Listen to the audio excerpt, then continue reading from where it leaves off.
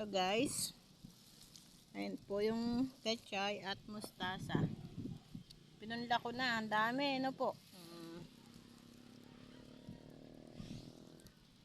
Yan yung bigay ni Jennifer Palon.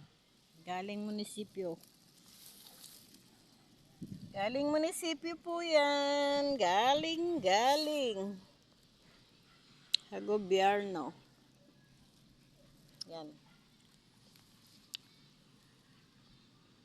Thank you sa nagbigay at nagmalasakit sa gulay.